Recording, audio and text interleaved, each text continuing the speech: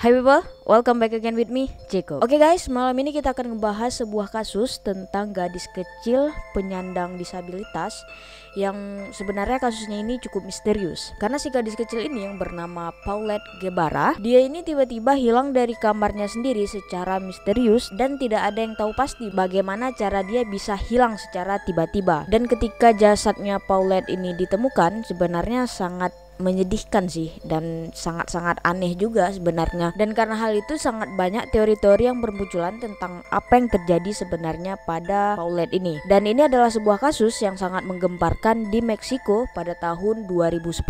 Oke, langsung aja kita ke kasusnya. It's time to talk it.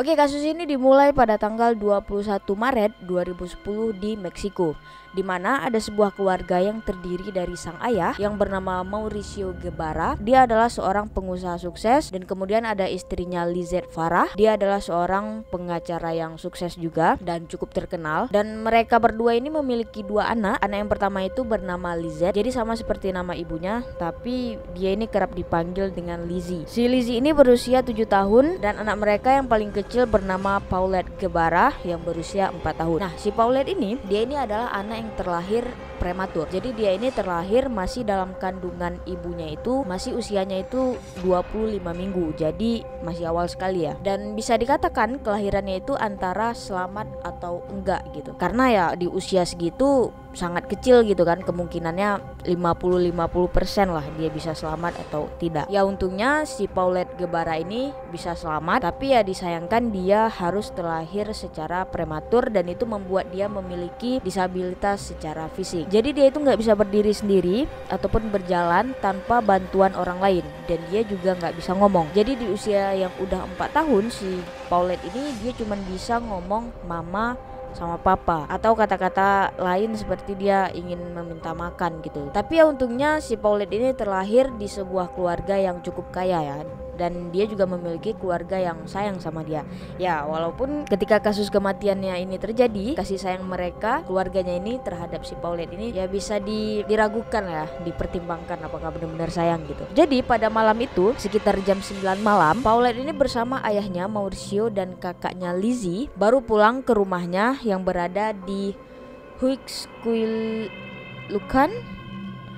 Ya aku nggak tahu cara bacanya, ya kalian bisa lihat sendiri. Nah itu mereka baru pulang dari liburan mereka di Valle de Bravo. Sedangkan ibunya Lizette itu nggak pergi bersama mereka, tapi dia liburan juga tapi sama temen-temennya gitu ke Cabo. Jadi setelah mereka selesai dari liburan mereka masing-masing, berkumpullah mereka malamnya itu di rumah mereka. Nah kemudian sesampainya Paulette di rumah itu, ibunya Lizette ini dia udah sampai duluan dan dia itu udah nungguin si Paulette ini datang bersama ayahnya. Dan ketika Paulette sampai, si Lizette ini udah siap-siap untuk nganterin anak-anak ini untuk tidur. Nah jadi di rumah itu selain ada mereka, ada dua baby sister juga yang bernama Erika dan Martha. Nah kemudian ibunya Lizette itu melakukan rutinitas malam mereka ya, nganterin si Paulette dan Lizzie ini untuk tidur dan kemudian memberikan ciuman selamat malam, kemudian mematikan lampu mereka, lalu keluar dari kamar mereka. Dan siapa sangka itu kali terakhirnya Lizette melihat Paulette Guevara. Nah keesokan harinya pada Senin 22 Maret 2010 di pagi hari, baby sister mereka Erika itu menyiapkan Lizzie, kakaknya Paulette ini, untuk bersiap-siap ke sekolah. Nah setelah selesai dengan Lizzie, dia pun melanjutkan ke kamarnya Paulette untuk ngebangunin dia untuk bersiap-siap juga ke sekolah. Jadi emang biasanya itu nggak dibangunin sekalian ya. Jadi si Paulette ini emang biasanya itu dibiarkan tidur lebih lama gitu, karena dia sekolahnya juga masih TK gitu kan, jadi nggak harus buru-buru. Tapi ketika Erika masuk ke kamar Paulette, Erika itu terkejut karena dia melihat si Paulette ini nggak ada di kamarnya. Dia pun langsung ngecek di bawah selimut, di bawah tempat tidur, di lemari pakaian, pokoknya dicek setiap sudut kamarnya Paulette ini, ya tetap nggak ada si Paulette ini. Dengan rasa cemas dan sekaligus bingung gitu kan, karena si Paulette ini kan nggak bisa jalan ataupun berdiri tanpa bantuan orang lain. Dan sebenarnya hal itu juga menambah kekhawatiran gitu gitu, apa anak ini diculik gitu kan. Mereka pun mulai mencari ke seluruh rumah, ngecek kamarnya Lizette, kemudian kamarnya Lizzie, kakaknya Paulette, dan juga pekarangan rumah. Pokoknya semua sudut rumah itu udah dicek, tapi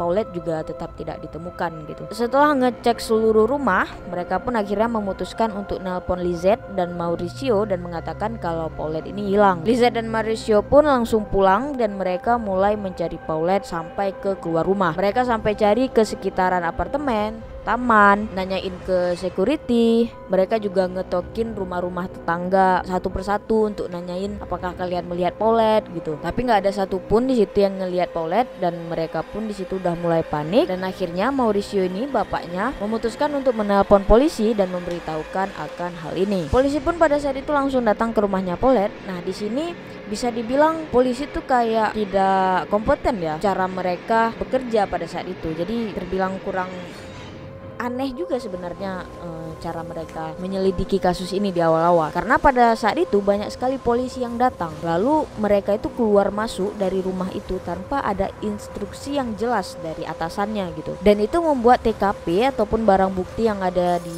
situ itu jadi berantakan. Jadi semua barang di situ itu ya semuanya disentuh gitu, jadi kita nggak bisa tahu lagi apakah ini bisa dijadikan barang bukti atau enggak gitu kan. Dan setelah itu juga nggak ditemukan apa-apa, tidak ada tanda-tanda pencurian ataupun penculikan. Kasurnya juga masih tertata rapi di kamarnya, kunci-kunci pintu rumah juga masih utuh, jendelanya juga nggak ada tanda-tanda seperti dijongkel. Jadi emang nggak ada sama sekali tanda-tanda orang yang mencoba untuk menerobos rumah itu. Jadi si Paulette ini kayak tiba-tiba hilang aja gitu, secara misterius dan cukup aneh juga lah ya. Penyelidikan pun masih terus dilanjutkan, dan selama penyelidikan berlangsung juga tidak ada ditemukan tanda-tanda ancaman ataupun permintaan dari si penculik atau si pelaku kalau memang si Paulette ini diculik gitu kan. Kan biasanya kalau anak orang kaya itu diculik, ya si penculik ini bakalan ngirim surat atau nelpon mereka gitu kan, meminta uang tebusan. Nah tapi itu semua nggak ada, dan hal inilah sebenarnya yang menjadi misteri gitu kan. Kalau anak ini nggak diculik, ya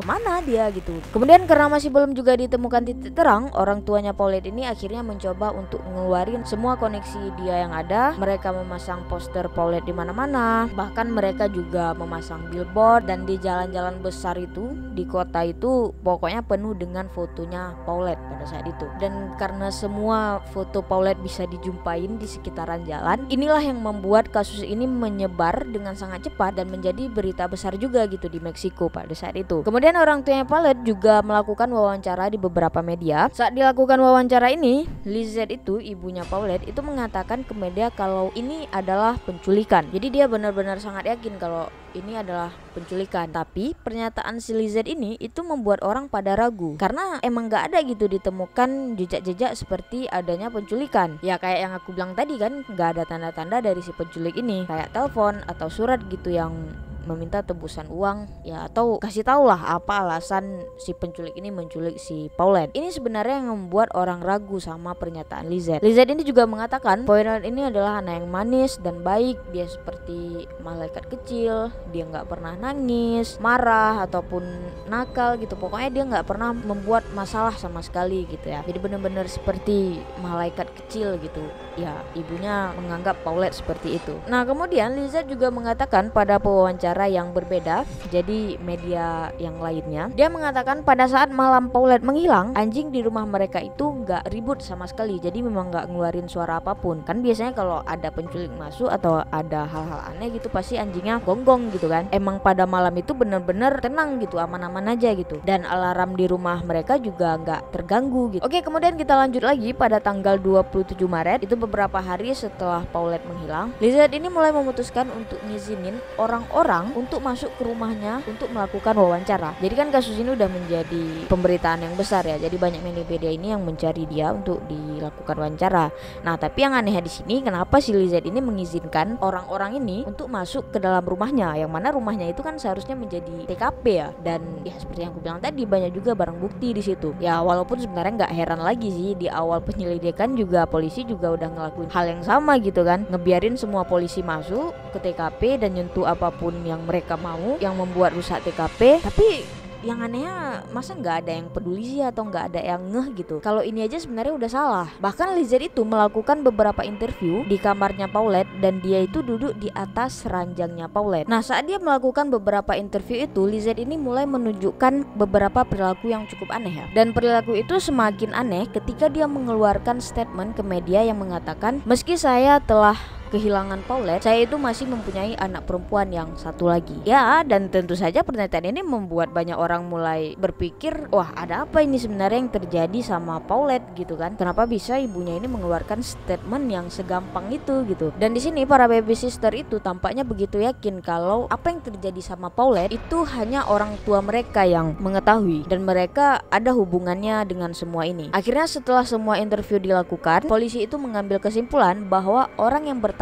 jawab atas hilangnya Paulette itu adalah antara orang tuanya Paulette atau baby sisternya mereka. Dan di sini juga mulai terbongkar kalau ternyata orang tuanya Paulette ini telah berbohong sejak awal. Nah, jadi ketika giliran baby sister mereka yang diinterview, baby sister mereka mengatakan bahwa bukan orang tuanya Paulette yang mencari Paulette ini sejak di awal Paulette ini menghilang. Jadi pada pagi itu setelah mereka baby sister ini berkeliling mencari si Paulette, dan ketika mereka sampai di rumah itu orang tuanya Paulette ternyata masih di rumah. Jadi mereka belum berangkat kerja gitu. Jadi yang di awal kalau aku bilang baby sisternya ini nelpon Lizette dan Mauricio dulu, terus mereka sama-sama mencari Paulette sampai keluar rumah, itu semua ternyata hanya pernyataan dari Lizette saat dia di interview. Sedangkan para baby sister ini mengatakan hal yang berbeda gitu. Bahkan para baby sister ini itu bilang kalau Lizette dan Mauricio itu kelihatan sangat santai pagi itu. Jadi si Lizette itu cuman duduk di rumah sambil merokok dan menikmati kopinya. Sama halnya dengan Mauricio, dia cuman berjalan-jalan di sekitaran rumah itu dan sekali-sekali membuka lemari atau apalah kerjaan yang gak penting gitu kan. Jadi mereka itu benar-benar sangat tenang. Jadi kayak nggak kehilangan apapun gitu. Para baby sister juga mengatakan bahwa bukan Mauricio yang pertama kali itu menelpon polisi. Jadi Mauricio ini ternyata dia ini pertama kali menelpon adik perempuannya itu yang mengatakan kalau Paulette itu hilang. Dan di situ adik perempuannya ini langsung panik, dia langsung cemas dan dialah orang yang pertama itu menghubungi polisi. Jadi bukan Mauricio. Kemudian para baby sister juga mengatakan kalau mereka sebenarnya sedang mengalami masalah keuangan dan mereka itu kan tinggalnya di salah satu apartemen mewah ya. Jadi mereka itu dikatakan udah nggak mampu lagi tinggal di sana. Nah, masalah keuangan ini sebenarnya menjadi salah satu teori juga dari kepolisian yang kayak apakah karena masalah keuangan ini Lizette begitu yakin kalau ini adalah penculikan yang membuat dia mendapatkan uang tebusan untuk dirinya sendiri. Ya, tapi nanti kita akan bahas teori itu di akhir ya. Oke, kita lanjut lagi. Kemudian baby sister itu juga mengatakan kalau ternyata mereka juga sedang mengalami masalah rumah tangga. Jadi hubungan pernikahan si Lizette sama si Mauricio ini udah renggang ya. Ya, mereka sering berantem gitu. Dan saat itu terbongkar juga kalau ternyata Lizette saat dia liburan di malam Paulette itu menghilang, dia itu liburan ke Cabo itu bersama selingkuhannya. Dan pada saat itu semua kebongkar, Lizette dan Mauricio ini itu langsung menjadi perhatian publik, menjadi sorotan, dan mereka juga menjadi orang yang sangat-sangat dicurigai juga gitu. Jadi orang-orang di sana itu langsung berpikir kayak, wah ini orang nih nggak bener nih, ini orang tuanya nih yang nggak bener nih. Dan secara nggak langsung juga banyak orang yang langsung menduga-duga gitu kan, apakah mereka pelakunya? Ya siapa tahu gitu kan.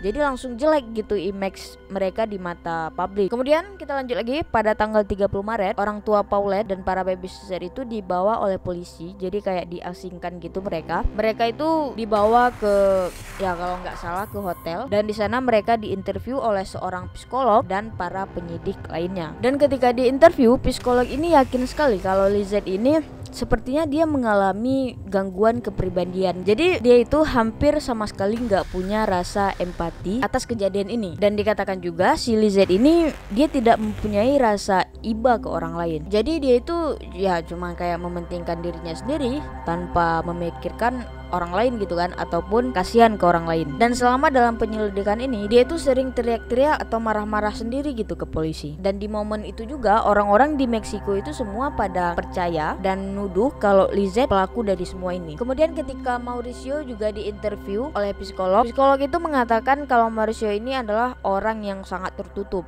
dan dia juga nggak mau banyak bicara tentang kasus hilang anaknya ini. Dan saat itu juga dia tampak cemas dan agak sedikit panik gitu kan. Jadi memang dua-dua orang ini ya aneh gitu ya, dan memang patut dicurigain juga sebenarnya. Kemudian kita lanjut lagi pada 31 Maret 2010 sekitar jam 2 pagi tubuhnya Paulette ditemukan, dan penemuan ini bisa dibilang sangat-sanget aneh. Jadi si Paulette ini dia itu ditemukan terjepit di sela-sela kaki tempat tidurnya sambil terbalut sama bed covernya.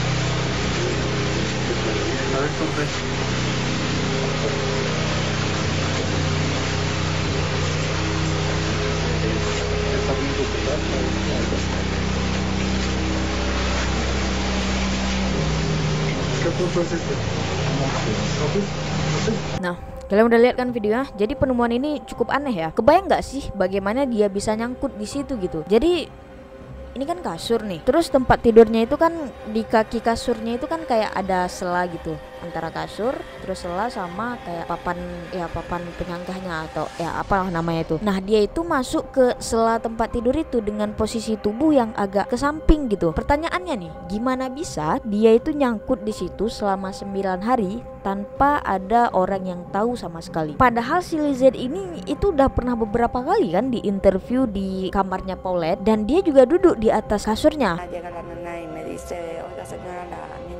Nah, lihat kan, berarti kalau emang benar Paulette selama ini itu berada di tempat tidur itu, terjepit di situ, berarti si Lizette saat di interview itu dia duduk di atas tubuhnya Paulette dong. Terus pada saat hari pertama hilangnya Paulette ini, polisi itu juga sangat banyak gitu yang masuk dari rumah itu, dan masa nggak ada yang tahu satupun kalau Paulette itu terjepit di sana. Dan di awal para baby sister itu juga udah ngecek kan beberapa kali kamarnya Paulette, nyari selimutnya, ngecek di bawah tempat tidur, ya pokoknya dia udah ngecek di setiap sudut kamar gitu, tapi emang nggak ada. Kenapa ini tiba-tiba bisa ada di situ gitu kan? Ditambah lagi penemuannya ini udah di hari ke-9 loh. Masa di hari-hari sebelumnya nggak kecium bau apapun gitu? Padahal dalam 2 atau 3 hari aja mayat itu, jasad itu ya udah bau banget gitu kan. Dan penemuan ini juga langsung membuat orang tambah yakin lagi kalau ini adalah ulah orang tuanya Paulette. Kemudian ada seorang jaksa agung yang bernama Alberto Basbas. Aku nggak terlalu yakin sih bacanya itu Basbas kalau dalam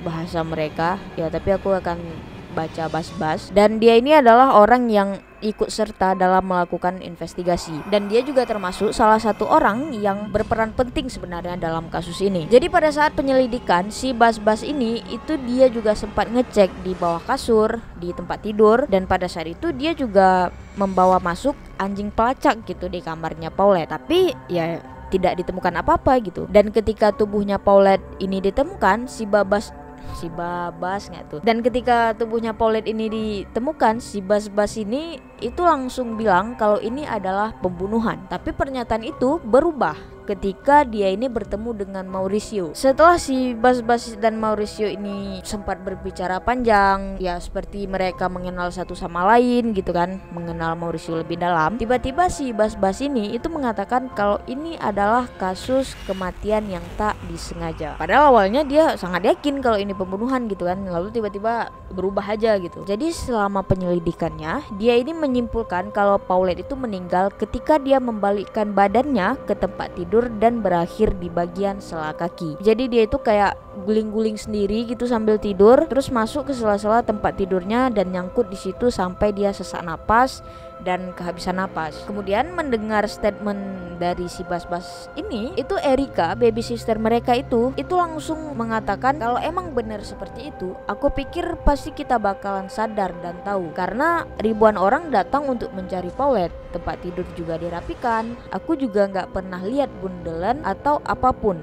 Bagiku ini tidak masuk akal kalau mayat itu sudah berada di sana sejak awal, kata Erika. Kemudian setelah ditelusuri lagi lebih dalam, ternyata Alberto Bas ini itu sangat dekat dengan Mauricio. Jadi mereka bukan baru ketemu saat kasus ini, jadi memang mereka ya berteman gitu, emang sangat dekat gitu. Dan saat diinterview oleh media, Bas ini juga sering sekali ngeluarin statement yang berubah-berubah dan banyak informasi yang salah juga yang dia kasih tentang kasus ini. Bahkan sebelum mayatnya Paulette ini ditemukan, dia itu juga pernah nuduh atau arahin kalau Lizette yang bertanggung jawab atas ini. Jadi dia kayak yakin banget gitu kalau Lizette ini yang membunuh anaknya. Tapi setelah banyak orang yang tahu kalau ternyata si Bas ini tuh dekat sama Mauricio, orang-orang itu pada mikir, oh mungkin dia itu mau nyelamatin temennya gitu, dengan memberikan statement kalau ini pembunuhan dan Lizette itu pelakunya, jadi supaya temennya ini nggak terkena masalah. Tapi setelah mayatnya Paulette ditemukan, dia itu mengatakan kalau ini adalah kematian yang nggak disengaja. Jadi ya aneh sebenarnya gitu, ada apa gitu kan. Kemudian kita maju lagi pada tanggal 6 April 2010, Paulette itu dimakamkan dan upacara kematiannya itu diadakan oleh Lizette. Tapi yang anehnya di sini Mauricio dan keluarga besarnya Mauricio itu nggak datang ke pemakaman Paulette. Yang sebenarnya aku juga nggak tahu kenapa. Mungkin dilarang sama Lizette, atau memang dia nggak diizinin datang, atau memang dia nggak diperbolehkan datang ya. Nah, tapi kasus ini nggak berakhir di sini. Setelah beberapa hari kemudian, terbongkar lagi bahwa ternyata polisi-polisi yang pertama kali ditugaskan untuk mencari Paulette itu mereka tidak melakukan tugas mereka seperti yang seharusnya. Jadi ternyata Alfredo Castillo, dia adalah seorang investigator utama dalam kasus ini. Jadi dia itu menyuruh tim polisi itu untuk masuk, tapi hanya diperbolehkan untuk mengecek apakah ada pintu yang didobrak, pintu yang dirusak, atau jendela yang dibobol. Ya, bukti kalau ada orang yang masuk paksa gitu. Dan setelah polisi mengecek apa yang disuruh oleh Alfredo, si Alfredo ini langsung memerintahkan untuk semua tim berhenti melakukan pengecekan. Jadi tim polisi ini saat hari pertama itu datang bukan untuk mencari Paulette, jadi cuma untuk ngecek rumahnya aja gitu kan. Yang sebenarnya ini juga aneh dan menjadi pertanyaan juga, kenapa gak dilakukan pemeriksaan yang menyeluruh gitu. Makanya kasus ini menjadi kasus yang cukup misterius karena sangat banyak hal yang ditutupi dan pihak kepolisian itu terbilang tidak kompeten dalam menangani kasus ini. Ya, ketidakkompeten dari polisi ini juga sebenarnya dipertanyakan juga. Apa karena pengaruh dari orang tuanya Paulette ini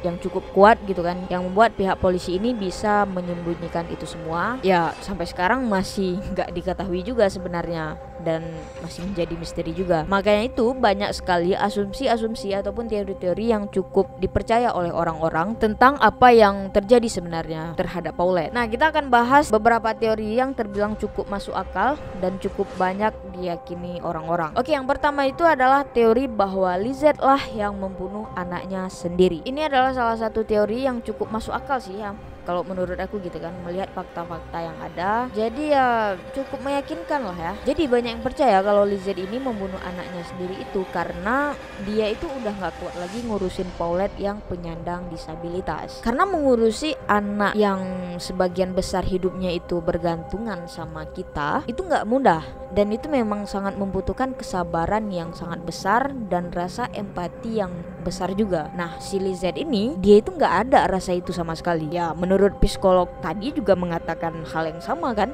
Dia nggak mempunyai perasaan iba ke orang lain, bahkan ke anaknya sendiri gitu. Ditambah lagi dengan yang dikatakan oleh baby sister kalau mereka sedang mengalami masalah finansial, terus problem rumah tangga juga. Ya, membuat dia ngerasa nambah ngurusin anak penyandang disabilitas itu membuat dia udah cukup kewalahan gitu. Dan ketika dia udah ngebunuh Paulette, dia pun berusaha untuk menyembunyikan jasadnya di suatu tempat, mungkin bisa jadi di loteng tempat saluran udara gitu, tau nggak, yang kayak ventilasi yang kayak ya gini, atau bisa jadi di lift sampah apartemen. Dan dia menyembunyikan itu sambil dia memikirkan apa yang harus dilakukan selanjutnya. Kemudian teori ini juga didukung dengan salah satu tetangga mereka yang mengatakan kalau lift sampah mereka pada saat penyelidikan sedang berlangsung itu sempat rusak dan seperti ada tonjolan gitu di tempat sampahnya itu, padahal sebelumnya itu nggak pernah terjadi hal seperti itu. Oke, kemudian kita masuk ke teori kedua.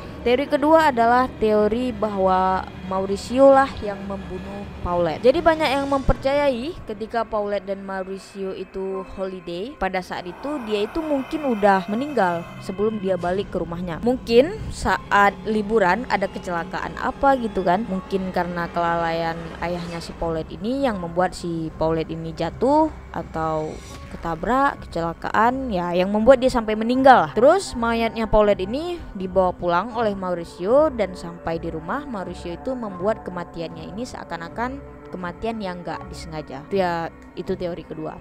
Kemudian teori ketiga ini ya sebenarnya nggak masuk akal ya, kurang masuk akal lah, dan aku juga nggak terlalu mempercayai. Tapi teori ketiga ini sebenarnya cukup menyedihkan juga kalau memang benar-benar terjadi, dan orang juga banyak yang percaya kalau teori ini tuh benar. Jadi teori ketiga ini dikatakan kalau yang membunuh Paulette itu adalah Lizzie, kakaknya Paulette. Banyak yang mempercayai kalau pada malam Paulette pulang dari holiday, Mauricio dan Lizette itu berantem besar. Ya mungkin Mauricio itu tahu kalau Lizette ini pergi liburan ke Cabo itu bersama selingkuhannya, jadi mereka itu berantem besar, teriak-teriak gitu kan. Lalu si Lizzie itu masuk ke kamarnya Paulette, yang mana dia tahu pasti Paulette ini takut gitu mendengar orang tuanya ini ribut besar. Jadi si Lizzie ini datang ke kamarnya Paulette itu yang tujuannya itu ya cuman mau nenangin adiknya. Ya dia bilang, kamu jangan nangis, kamu ya diam, tenang gitu kan. Terus si Paulette-nya ini tetap nangis. Lalu sama Lizzie, mukanya Paulette itu ditutupi bantal. Ya sebenarnya niatnya si Lizzie ini supaya suara nangisnya Paulette ini nggak kedengaran, yang mungkin bisa memancing orang tuanya ini tambah marah gitu. Nggak taunya karena kelamaan ditutupin meninggal gitu si Paulette-nya kan. Dan orang tuanya tahu, mereka pun mencoba menutupi kecelakaan ini ya supaya Lizzie ini nggak dicap sebagai pembunuh. Ya aku kurang yakin sih sama teori ini, dan ya gimana menurut kalian guys? Oke, selanjutnya ada teori bahwa yang membunuh Paulette adalah Mauricio dan Lizette. Nah teori ini kalau kalian ingat aku bilang di bagian mereka itu mempunyai masalah finansial, dan para pihak kepolisian itu mereka itu mempunyai teori sendiri akan hal ini. Jadi ini teorinya. Jadi pihak polisi itu percaya bahwa mereka, Mauricio dan Lizette ini itu sengaja menyembunyikan Paulette. Jadi dia itu sengaja ngebuat kayak seolah-olah ini adalah penculikan supaya mereka itu mendapatkan uang. Jadi kayak donasi dari orang-orang yang iba terhadap kejadian ini, atau bisa jadi dari kakek neneknya Paulette. Jadi kayak mereka itu minta uang ke kakek neneknya Paulette untuk kebutuhan mencari Paulette. Ya seperti ya kayak iklan kehilangan gitu kan, membuat billboard atau apalah semacamnya gitu kan. Jadi selama proses uang itu didapatkan, ya mereka masih menyembunyikan Paulette. Nah rencana itu dijalankan sebelum kasusnya ini meledak, dan setelah meledak dan menarik banyak perhatian publik, mereka itu jadi panik. Nah sebenarnya teori ini juga menjawab di awal interview itu kenapa mereka ini terlihat sangat santai ketika mereka diinterview. Tapi setelah kasusnya ini meledak, mereka jadi sorotan. Itu mereka saat diinterview jadi suka ngubah-ngubah cerita dan kelihatan panik dan cemas gitu kan. Ya karena di awal mungkin mereka itu udah punya rencana yang udah jelas gitu rencananya. Si Paulette ini mau disembunyikan berapa lama, udah diatur lah sedemikian rupa. Dan ketika disembunyikan pun ya mereka berpikir ya dia juga nggak akan nangis gitu kan, dan dia juga nggak akan bersuara. Jadi kalau misalkan nanti dijumpain oleh polisi, dia juga nggak bisa cerita apa-apa karena si Paulette ini kan nggak bisa ngomong gitu. Dan saat kasus ini meledak, mereka itu jadi bingung nih gimana caranya keluarin gitu, karena kan sejak kasusnya ini dimulai itu kan sangat banyak tuh orang yang keluar masuk dari rumahnya gitu kan, sampai akhirnya mereka ninggalin Paulette itu kelamaan di tempat mereka sembunyikan sampai akhirnya Paulette ini meninggal. Dan setelah itu mereka pun merencanakan lagi membuat Paulette ini meninggal dengan kondisi yang gak disengaja. Ya agak masuk akal sih. Oke, kemudian kita masuk ke teori yang terakhir. Ini adalah teorinya Alberto Basbas. Nah teori ini lebih ke kayak alasan resminya dari si Basbas ini sih tentang kematiannya Paulette. Jadi dia itu mengatakan kalau pada malam itu Paulette itu menggeser dirinya jadi kayak guling-guling tadi sendiri gitu. Itu berbarengan dengan bed covernya sampai akhirnya dia itu masuk ke dalam sela-sela kaki kasur itu, dan akhirnya dia pun nyangkut di situ sambil terlilit bed covernya sampai dia kehabisan napas. Ya teori ini agak ngeselin ya. Coba deh kalian pikir, masa bisa sih dari pihak penyelidik mengeluarkan statement begitu? Seperti mereka ini nggak pintar dalam hal menyelidik gitu kan. Ya maksudnya gimana caranya gitu si Paulette ini bisa guling-guling sendiri sampai ke kaki kasur. Dia aja untuk bergerak gitu aja butuh bantuan orang lain gitu. Dan gini deh, ini kan kasurnya nih. Oke. Nah, jadi kasurnya ini kan bener-bener rapi gitu ya. Bed covernya juga bener-bener dipasang dengan sangat rapi dan ketat gitu kan, jadi kayak di hotel-hotel gitu. Jadi gimana caranya Paulette ini bisa di dalam bed cover sambil guling ke bawah? Oke lah, dia di dalam bed cover, terus dia guling-guling kan sampai ke bawah gitu. Tapi kan sampai di bawah kakinya itu seharusnya dia itu berhenti gitu, karena kan bed covernya ini kan dipasang ke dalam gitu ya, dan benar-benar ketat juga gitu. Dan bagaimana caranya dia ini malah masuk ke sela-sela, terus kehempit, dan posisinya itu benar-benar kayak pas gitu di sela-sela itu. Dan besok paginya ketika Lizette di interview, kasurnya itu udah rapi lagi gitu kayak di hotel. Masa iya ketika diberesin nggak kelihatan si Paulette di situ? Dan bed covernya itu juga pasti kebuka semua kan? Ya mana gitu, masa nggak kelihatan gitu Paulette-nya? Bahkan ada video peragaannya ketika baby sister itu merapikan kasurnya Paulette. Untuk dilihat ketika dirapikan benar-benar nggak sadar nggak Paulette di situ, atau benar-benar nggak kelihatan nggak si Paulette-nya itu berada di situ. Jadi aku benar-benar nggak ngerti sih ini bagaimana. Ya kasih tahu aku guys kalau kalian mungkin ada pendapat yang lebih masuk akal tentang teori ini gitu. Tapi setelah kasus ini diketahui bahwa si Bas-Bas itu mengundurkan diri dari jabatannya karena dia ini dianggap telah memberikan banyak informasi yang salah dan tidak kompeten juga dalam menangani kasus ini. Nah, kemudian ada beberapa fakta tambahan ya sebenarnya yang menguatkan kalau kasus ini ditutup-tutupi dan ini adalah kasus pembunuhan. Jadi ada sebuah rekaman ketika jasadnya Paulette itu ditemukan, itu spraynya itu ada cukup banyak bercak darah ya, yang membuat orang-orang itu yakin ini adalah pembunuhan. Dan orang yang pertama kali menemukannya, koroner pertamanya, itu mengatakan mereka memukulinya sampai mati. Tapi setelah mayatnya dicek, setelah diotopsi, mereka mengatakan bahwa dia memang meninggal di dalam bed cover. Dan cairan tubuh yang ada di selimut itu cocok dengan waktu kematiannya. Jadi mereka bukan menganggapnya sebagai darah ya. Ya emang sih kalau orang meninggal kan keluar gitu kan semua cairannya. Tapi ya banyak orang yang berpikir itu darah. Dan hasil autopsi pun mengatakan dia itu meninggal karena kehabisan napas. Nah, karena tidak ditemukannya bekas pemukulan ataupun kekerasan lainnya, tapi tetap aja banyak yang percaya bahwa kasus ini memang aneh dan gak jelas gitu, banyak yang ditutupi. Dan hampir semua orang di Meksiko pada saat itu mengatakan kalau ini adalah pembunuhan. Kemudian ada fakta lagi yang mengatakan ketika penyelidikan ini sedang berjalan, itu ada sebuah rekaman antara Lizette dan Lizzie, kakaknya Paulette, yang isinya itu adalah Lizzie ini nanya ke Lizette, "Kenapa ma?" Terus Lizette ini ngejawab, "Karena kalau tidak mereka akan nyalahin kita karena udah nyulik dia, atau kita yang ngebawa dia untuk diculik." Ya.